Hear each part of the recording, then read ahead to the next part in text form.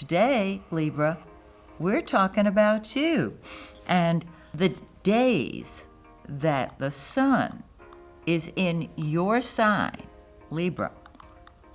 September 23rd through October 22nd, every single year. That is when the sun shines brightly on you.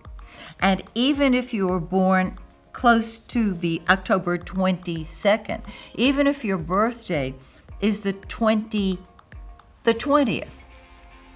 when the sun enters Libra, you start feeling it, or at least you start expressing it. Because if you're an astrology student, you feel things, you know it, and so you're prepared for it and you feel it. Those of you who have not studied astrology, just mark your calendar, okay?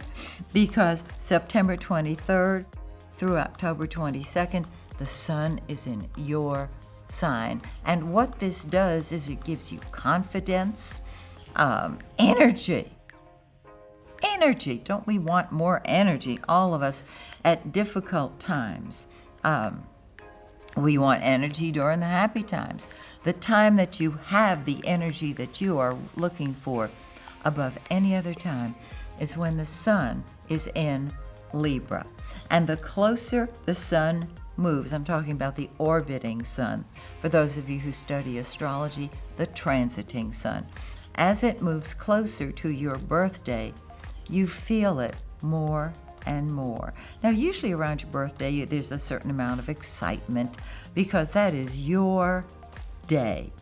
And what you may know, if you're a student of astrology, is that that's because the sun is getting closer to your sun sign, to your natal placement of the sun. If you haven't studied astrology, that's why. So all of your wonderful qualities start emerging beautifully. Your charm, your innate charm. I know that Librans don't like to have to give a direct answer to a direct question because they don't want to upset people or hurt people's feelings. And I know you want to be liked. We all want to be liked. And if you give people an answer they don't like you. Not in your case, because you have the most beautiful smile.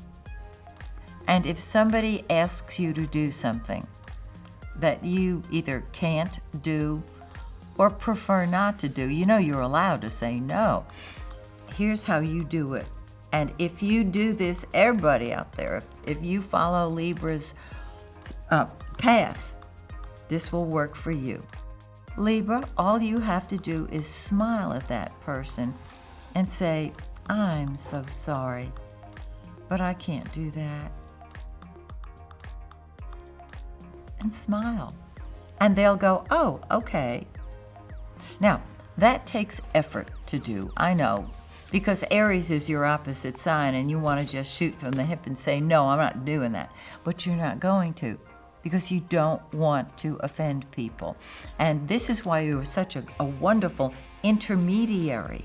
You're a go-between. Haven't you noticed that when two people are arguing, you can calm it down simply by asking caring questions, listening to them, and putting yourself in each person's place.